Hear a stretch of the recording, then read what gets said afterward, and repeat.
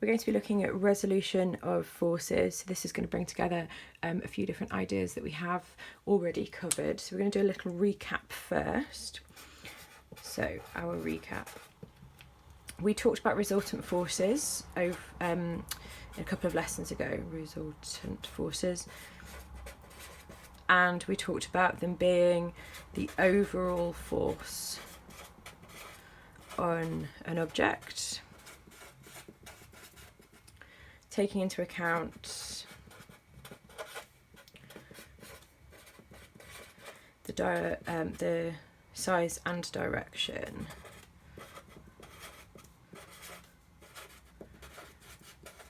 of the forces acting on it.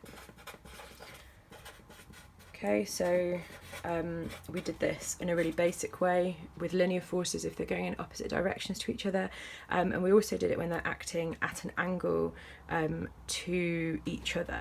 Okay, so let's say, for example, that we had two forces acting at 90 degrees to each other. Okay, then we talked about this being the resultant.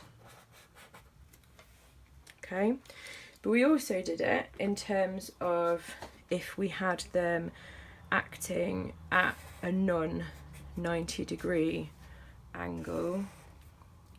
So remember that we did our different methods for the parallelogram of forces, and I am only sketching this, but this is likely to be somewhere here as our resultant. So we did the methods of how to do this accurately in the last lesson for the parallelogram of forces, either using the compass, where we would kind of make the little arc marks, or by measuring the angles to make sure that we had this same length across here and this same length across here, and that these angles matched and that these angles matched. So you do need to be able to do those skills. Like I say, these have just sketched. Okay, so this was looking at how to find the resultant if you are given two forces. Okay, so this is resultant forces. Today we're not doing resultant forces, we're doing resolution of forces. So it is a slightly different thing. So resolving forces is basically the opposite.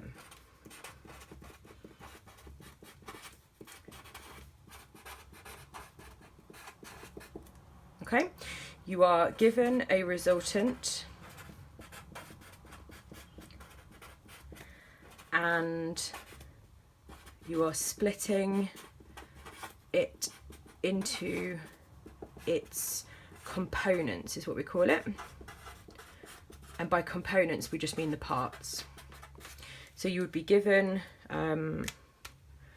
a resultant force, let's say like this. That's your resultant force.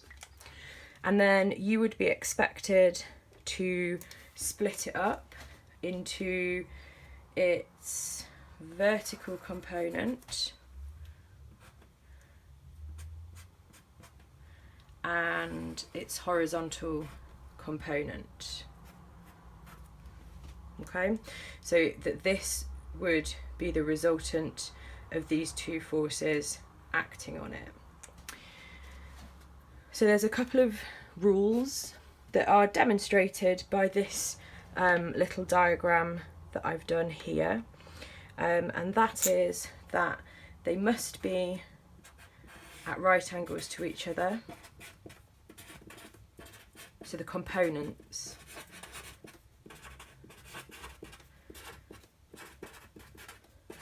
And often we talk about splitting it up into vertical components and horizontal components. And then the other rule is that they must meet at the kind of tip of the arrow.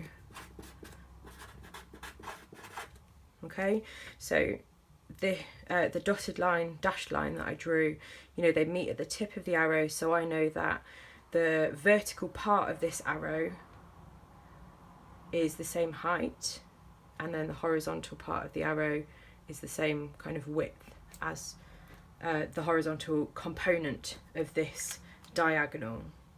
Right. The other thing that I will say is you are usually given graph paper, okay, in an exam. So please use it. It makes it much easier to draw on. If you haven't got any graph paper at home, you might have squared paper from a maths book. So it might be easier because this way you can make sure that you're drawing like along the horizontal part of it. You're still probably going to need to measure angles, so you will need a protractor and obviously a pencil and a ruler, but it is worth trying to either use some graph paper or some squared paper when you're trying to answer the questions. If you haven't got any graph paper or squared paper, and if you can't print any off, because you can just Google graph paper and then it will come up with a blank, like a page of graph paper you can print off. If you can't do that, just start off by drawing like a baseline on your plain paper. It doesn't have to be completely like horizontal, but just pretend that it is horizontal and then do all your angles from that. Draw a force arrow on the box to show the weight acting. So we know that, so we've got a box that's labelled M on some sort of ramp. We know that for the weight of the box will act vertically downwards. So I just draw that with a ruler, and if I'm going to label it, I could label it weight, or I could just label it W. That's fine. Draw arrows to show the weight of the box parallel and perpendicular to the slope. So parallel to the slope is along the line of the slope, and then perpendicular to the slope is at 90 degrees to the slope. So I basically need to resolve this into the bit that is like here and the bit that is down here. So I find the easiest way to do this is to kind of like turn my page a little bit, draw a line that is perpendicular to the slope. So I might as well just draw a 90 degrees line here. Okay, so if I sketch in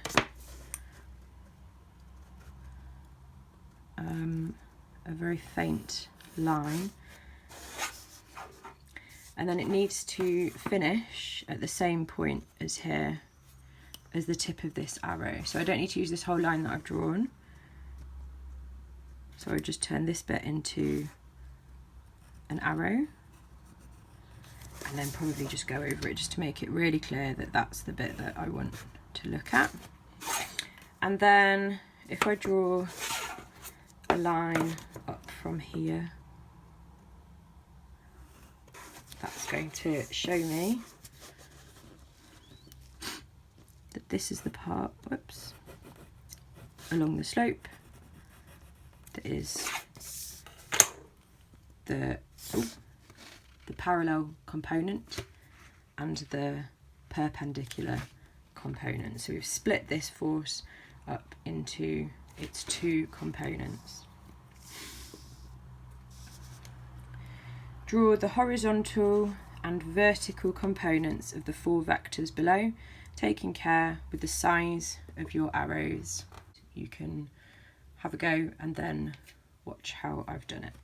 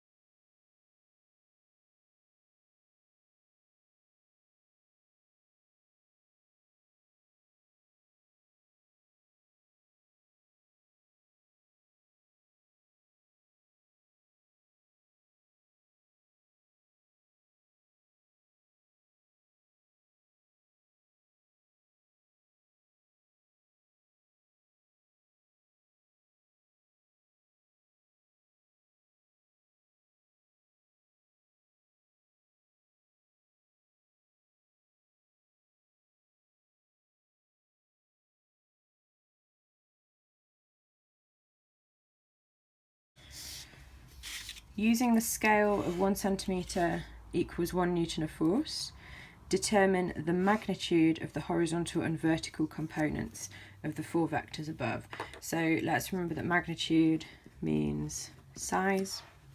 So we need to use this scale. We're just going to measure each of these arrows and then fill in the section here.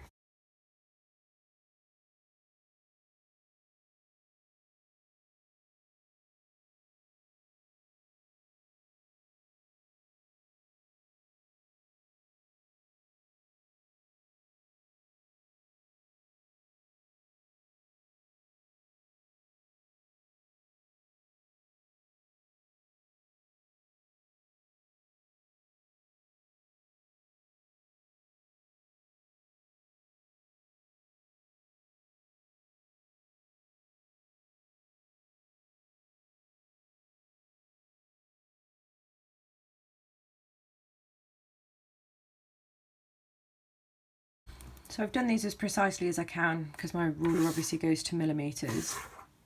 It might be that you get 1 centimetre, so 1 Newton for this measurement.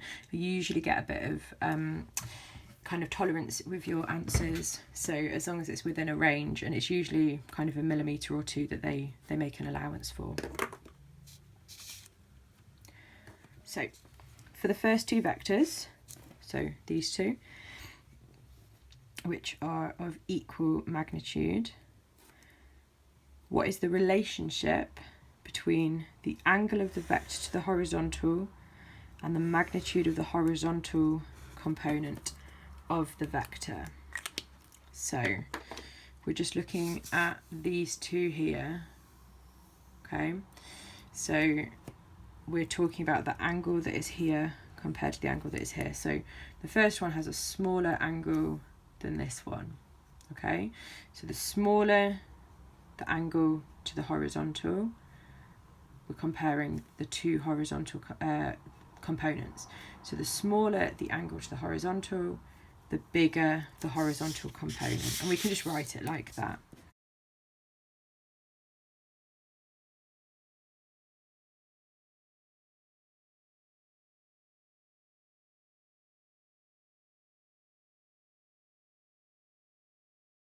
A student pushes a trolley of weight 510 newtons up a slope inclined at 15 degrees to the horizontal.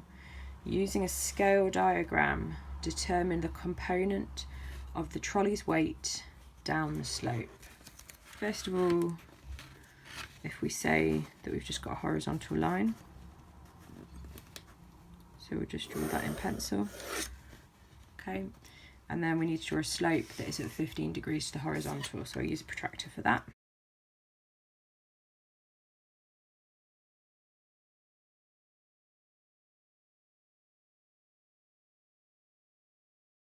So we have our slope, and this is at 15 degrees to the horizontal.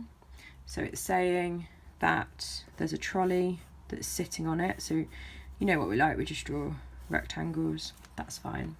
So trolley sitting on it, and then it's got a weight, so going vertically downwards, of 510 newtons. So that's going vertically downwards, and then we need to find the component that is this bit of the weight. Okay, so we're going to draw a scale diagram. If it's 510 newtons, I'm just going to use a scale of 1 centimetre to 1 Newton, so 5.1 centimetres.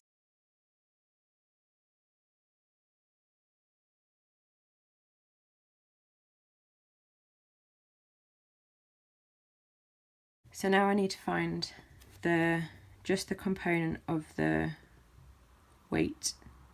So I'm basically turning this into a triangle here, and then finding the length of the side that's here. So to try and draw this as accurately as possible, we need to think about what we know about angles and triangles. So this bit here is a right-angled triangle, because this would be 90 degrees. So if this is 15 degrees here, and all the angles need to add up to 180, then I know that this angle here would be 75. Now, forget about that part of the triangle for a second. Now let's look at this triangle here, okay? Because I need to draw a line that is perpendicular to the slope to make a triangle here, so that I've resolved this resultant force into the perpendicular component and the parallel component. So if this bit here is supposed to be my 90-degree angle and this is 75 degrees, I need to draw an angle here that is 15 degrees.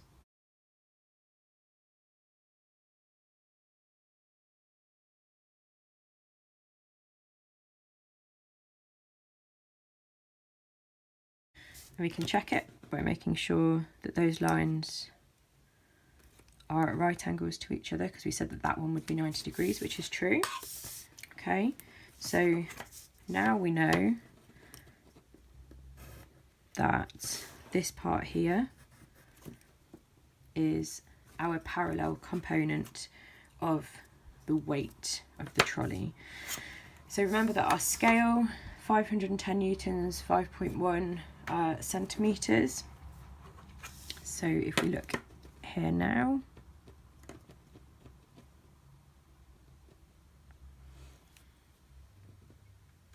I would say that that's 1.4. So if it's 1.4 centimetres, then that's going to be 140 newtons. The force exerted by the student to push the box up the slope is greater than your answer to part A. Give a possible reason for this difference. Well, if you've got a slope and you've got something that you're pushing up the slope, not only are you doing work against gravity, against its weight, but you're also doing work against friction, which acts in the opposite direction. So they haven't taken friction into account for that one. So you also do work against friction. By considering the horizontal and vertical components of the forces in the following diagram, determine if the system is in equilibrium. Right, I know that some of you will look at that and think, I don't even know where to start, and what does it even mean? But we're going to break it down and then hopefully it make it a bit clearer for you. So first of all, we've got quite a lot of stuff going on here, and we need to determine if the system is in equilibrium. So equilibrium is when your forces are basically balanced. There's no net kind of force, there's no resultant force. So if we think about this kind of system, think about it like this. It tells us there's a block that's 8.47 kilograms, which would be like weighed down. So there's going to be a force downwards along this line with the weight. And then there's a force going up here and up here. We can think about it being like something that's being hung. So like I've got no idea what would be 8.47 kilograms that you'd want to hang from two wires or something. But that's what it is. So basically, is it going to be in equilibrium, or the force is going to be balanced so that there's no resultant force? So first of all, let's consider if this is 8.47 kilograms, it is going to have a weight acting downwards. Okay, it tells us it's not to scale, so I'm just going to sketch on here so it's not to scale. Okay, if it's 8.47 kilograms, then we need to turn that into weight, which is mass times gravitational field strength. So the mass is 8.47. Gravitational field strength G, we should know, is 9.8. Okay, so let's find out how many newtons. 83.006, so let's just call that 83 newtons. Let's round to two significant figures. So this downwards force is 83 newtons. So we need to see whether or not the vertical component of this force and the vertical component of this force add up together to be 83 newtons. If they do add up together to be 83 newtons, then the overall downwards force and the overall upwards vertical components are in equilibrium with each other. Okay, so that seems quite daunting to start off with, possibly for some of you. First of all, I'm going to use some squared paper because it'll be easier. We are just going to draw a scale diagram, and all we're going to do is we're going to consider one side of the diagram at a time. So we're going to consider this part of the diagram, and then we're going to consider this part of the diagram, and then we're going to look at where we're at. Okay, so let's start off with this. We're going to have a line that represents 64 newtons that is at an angle of 53 degrees to the horizontal. And I'm just going to use a scale of 1 centimetre to 10 newtons, so my line will be 6.4 centimetres.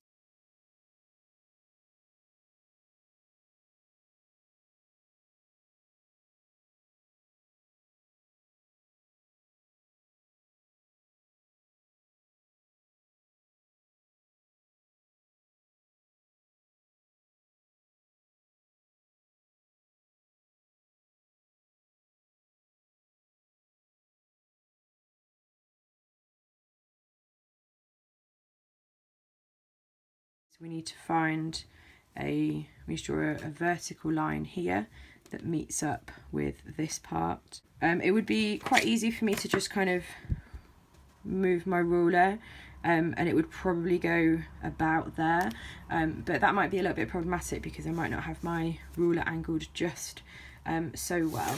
The other thing that we can do, because we know that this is going to be a right angle, is we can work out what is the angle going to be here.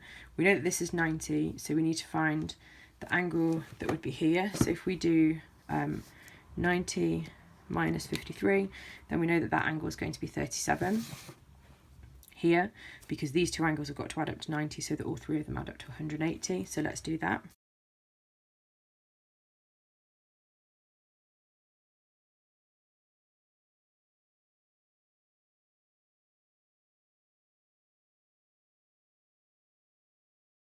So now I know that this is my vertical component of this upwards force. So I can measure that using our same scale.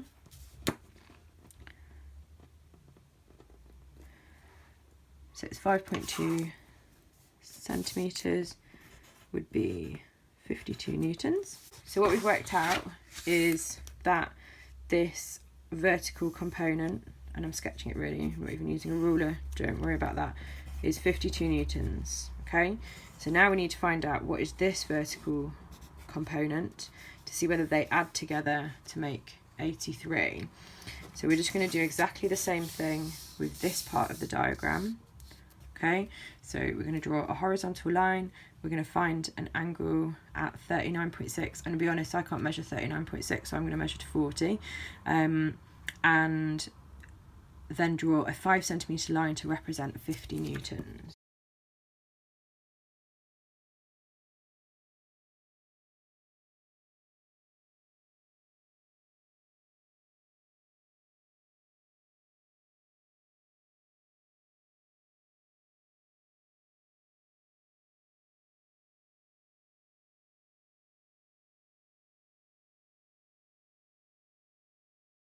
So if this is 39.6, then we need to find out what this angle will be. If this one's going to be a right angle,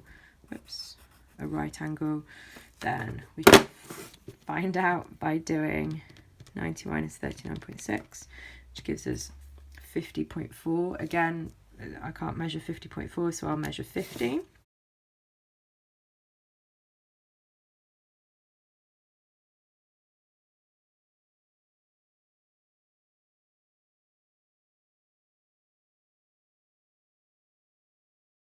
So this is going to be our vertical component of this resultant force, which we can measure.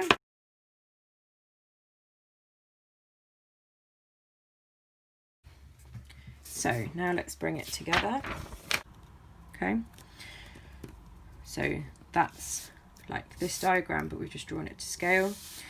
So we're saying now we need to work out whether or not this is the same as the vertical weight. Okay, so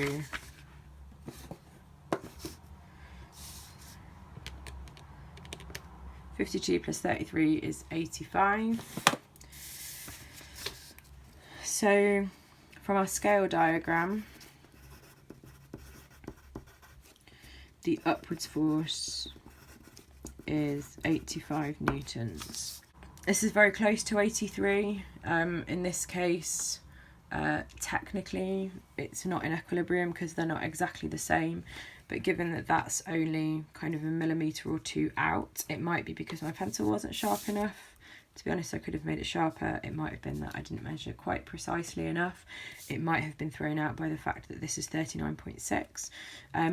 You can check these with trigonometry if you think about the fact that you know. So let's do that actually. So let's ignore this for a second. And we know that this is a right-angled triangle. So we know the hypotenuse and we know this angle, and we want to find the side that is opposite to the angle. So we're going to use the sine.